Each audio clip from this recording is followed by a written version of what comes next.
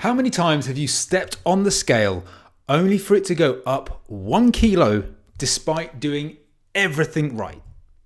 Ever wondered why your weight fluctuates so much? Truth is, you might have nothing to worry about. I'm sure you've been there many times. Your weight fluctuates on a daily basis and your frustration builds. You wake up in the morning, make your way to the bathroom and step on the dreaded scales to check progress.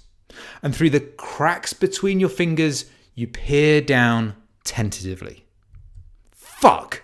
I've put on 1 kilo. How is that even possible? And it's at this point, everyone else in the house starts running for cover because you're going to be in a shitty mood for the rest of the day. Your other half suddenly has to get to work early, so escapes through the front door before you've got a chance to unleash your tirade of frustration. In a matter of seconds, your day has turned into an absolute misery. You're off to a bad start and don't really know how to recover it. But does it have to be that way? Here's the thing. More often than not, you're beating yourself up over nothing. And I'd be willing to bet my reputation your weight increase wasn't all body fat. And here's why. I'm going to show you why it's almost impossible for you to have put on 1 kilo of fat overnight. And why you need to break the emotional attachment to the scale weight number staring back at you each morning. Because let's face it, you and your family need to be spared this morning charade. It's time to put your mind at ease as I explain the 5 most common reasons why your scale weight fluctuates. And as an added bonus, I'll give you some practical tips so when your weight fluctuates, your mood doesn't do the same. So, we've all been there. You feel like you've done everything right, stuck to your calorie targets, worked out, and been as good as physically possible. But your weight fluctuates more erratically than the heart rate of an 80-year-old man perving at the sexy woman next door who's sunbathing in the back garden. And it's frustrating, demotivating, and probably affects the rest of your day. Am I right? But don't worry, I'm about to put your mind at rest once and for all. How the hell are you going to do that, Simon? Great question. I'm simply going to tell you the science behind what it actually would take to put on 1 kilo of fat overnight. And once you understand this, 2 things are going to happen. Firstly, your mind is going to be blown. Seriously, you're going to be sitting there thinking, I'm the second coming, but in an online coaching form. Then you're going to proceed with the rest of your life without ever panicking about the scales again. Does that sound good? Awesome. Well, listen up, because the fitness Jesus is in town and Nutrition Church is in session. We're going to start this one off by looking at the maths of fat loss. Okay, that sounds boring as fuck, but bear with me. By now you should trust me to make these boring subjects sound vaguely interesting. And if at any point we're drifting into the realms of boredom, I'll throw in a few swear words to spice things up. Better still, I might tell a little anecdote about my Tinder hell, because that's always good for a laugh. But for now, we'll stick to the nutrition stuff. First things first, you need to know this. To burn 1 kilo of body fat, you'd need to create a calorie deficit of approximately 7,000 calories. Clearly, that's going to take some time to build up. So imagine you're in a 500 calorie deficit per day. Therefore, it's going to take 2 weeks to create your 7,000 calorie deficit. That is assuming that by creating the deficit, you're only burning fat. In reality, that might not be the case, but it's close enough, and I need to keep the math simple. So if we know that burning 1 kilo of fat takes a 700,000 calorie deficit, then we also know you'd have to eat a 7,000 calorie surplus to put on the same amount. Fuck bollocks piss flaps. Sorry, just checking you were still with me and not falling asleep. So what does that all mean? Now we know what it would take to lose or gain 1 kilo of body fat. What does that mean in real terms? Well, it means this. For argument's sake, let's assume you're eating 2,000 calories per day. And this represents a calorie deficit of 500 calories per day. So for you to step on the scales tomorrow and have increased body fat by 1 full kilo, you need to have eaten 9,500 calories in a single day. In this example, that would be the equivalent of nearly 5 days worth of food. So next time you hop on the scales and your weight fluctuates in a northerly direction, ask yourself one question. Did I eat 5 days worth of food yesterday?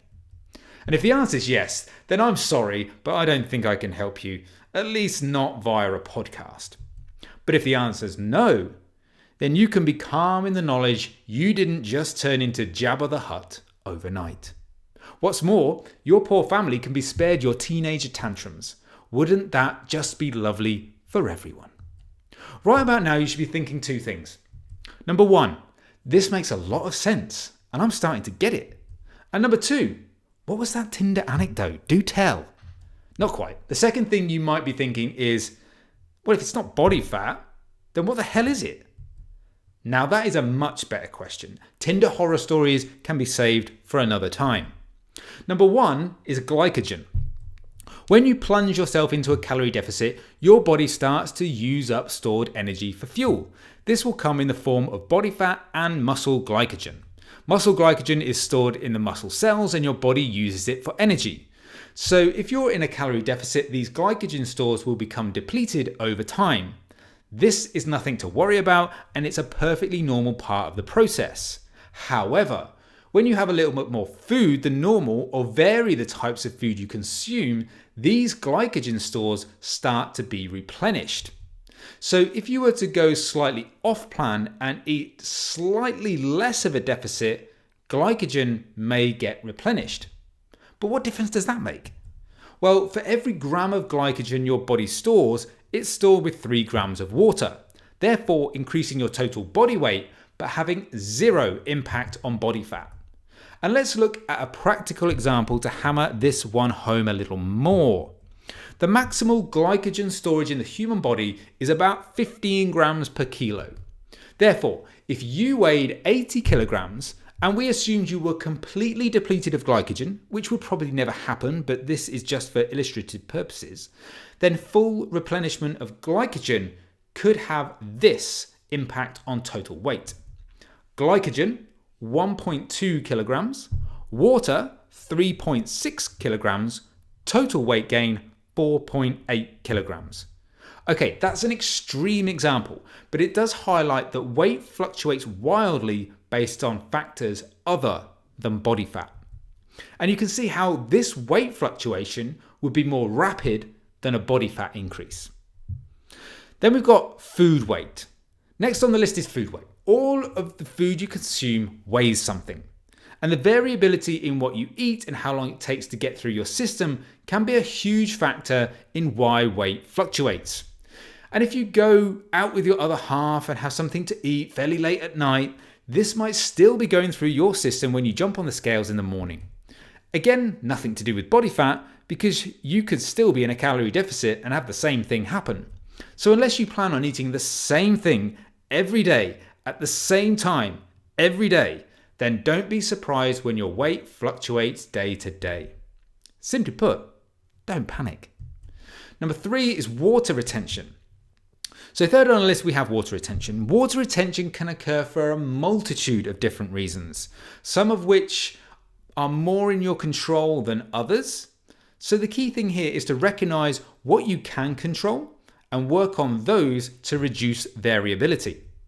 I wrote a full article on the reasons behind your weight fluctuations and water retention, which you can read by clicking the link in the show notes. But I'm going to summarize them for you now. Number 1, an increase in salt intake. Number 2, a decrease in potassium intake. Number 3, an imbalance between salt and potassium levels. Number 4, an increase in stress. Number 5, a lack of sleep. Number 6, not enough water. Number 7, overtraining. Number 8, a lack of exercise. For more information on each one of those factors, head over to the article. The link is in the show notes. But for now, let's focus on the broad things you can control to reduce the variability in water weight changes. Firstly, you can look at the nutritional aspects. For example, balancing salt and potassium levels, ideally getting between 3 to 5 grams of each. Drinking enough water is also pretty simple. Just drink till your pee is clear.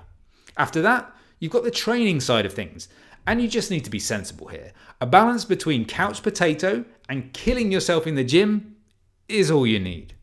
Finally, optimizing your lifestyle is possibly the more tricky aspect to control, but getting a consistent sleep pattern will certainly help, as will a reduction in stress levels if achievable. And if you bring all of these elements together, you'll have done your best to reduce some of the variables causing water retention. Number 4 then, we've got bowel movements. So 4th on our list is your bowel movements. Maybe this should have been number 2 on the list. A piece of comedy gold missed right there. Oh well, we move on. If you're anything like me, then your bowel movements aren't geometrically identical each and every day. Sometimes it's like World War III, trying to squeeze those buggers out. Other times, it's like a scene from a war film.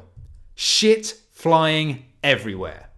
So if one day you're a little backed up and your number 2 feels like you're passing something the size of a baby's arm holding an apple, then you might weigh a little more that day. But compare that to the next day when things slip out quicker than swear words from my mouth, you can see why your weight fluctuates. Number 5 is the menstrual cycle. So finally on our list, we have the menstrual cycle. Sorry lads, you can't claim this one, I'm afraid. It's a fact that the menstrual cycle can wreak havoc on your scale weight, causing fluctuations on a daily basis. But this is perfectly normal. And once you get to understand your cycle and how it affects your weight, then you can start to predict it. And once you're able to predict it, your anxiety starts to disappear. The menstrual cycle and its effects on weight can vary from person to person, but typically you'll see greater variability between the end of the luteal phase and the start of the follicular phase. And it's because of this variability why I wouldn't recommend comparing weight on a daily basis. It would make more sense to look at your average across the week. Furthermore, it would make even more sense to compare that weekly average to the weekly average at the same point in last month's cycle. This would give you a truer reflection of your weight and fat loss progress. So it would be better practice to record your weight regularly, ignore the fact your weight fluctuates daily, and look at progress objectively over a longer period of time. Here are some practical tips then for you. Hopefully by now you're at ease when it comes to understanding why your weight fluctuates. The morning should be less of an emotional lottery. And more importantly, you can understand you are not necessarily doing anything wrong. It's simply multiple complex processes at work in the body, most of which you can't control to any great degree on a daily basis. But what you can control is how you react to the number you stare at each morning. Neither getting overexcited when it drops 1 kilo overnight, nor getting depressed if it spikes in the opposite direction. So here's 4 things to keep in mind so you remain on an even keel during your fat loss phase. Number 1, focus on a weekly average of your weight and not day-to-day fluctuations. Number 2, reduce variability in water retention by focusing on nutrition, training, and lifestyle. Number 3, understand the impact of the menstrual cycle on your weight. Number 4, when your weight goes up, remind yourself of what it really takes to gain 1 kilo of body fat. So there you have the 5 most common reasons your scale weight fluctuates. And if you enjoyed this and want more information on optimizing your nutrition and training, I've got something for you. This nutrition stuff can feel like a bit of a minefield at times, right? So my hope is that these podcasts are providing the much needed clarity you've been looking for. Practical tips you can implement as well as evidence-based nutrition advice you can rely on. But even with all this great information, it can still be confusing where to start, right? I get it, and I've got your back. Because I know people are often searching for the simplest place to start, so I created some free guides to give you that simple starting point. Having spoken to many of you in the past, the most common problems boil down to 3 things. Number 1, you don't know how many calories you should be eating to lose body fat. So that's why I created the ebook Fueled for Fat Loss. Calculate how many calories you need to lose fat, build muscle, and kickstart your body transformation. It's a complete walkthrough of the steps you need to take to make sure you're on the right path to losing the stubborn body fat you hate and building a body you love.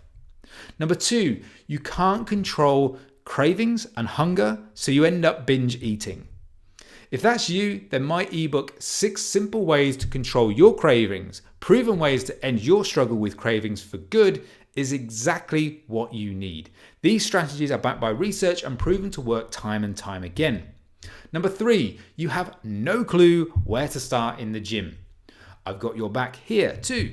For that, I've got an ebook called How to Create the Ultimate Training Guide for Beginners. 5 steps to a training program that's guaranteed to build muscle, tone, and get you in great shape. Sounds perfect, right? To get your hands on all this cool, free shit, just go to imparadisefitness.com/ebook and download them now. All are free, so why wouldn't you get them? And lastly, if you enjoyed this episode of the podcast, come and find me on Instagram and let me know. I always like talking to the fans. Just go to iron_paradise_fitness. But for now, all that's left for me to say is keep living the lean life, and I'll see you for the next episode of the show and maybe that Tinder anecdote.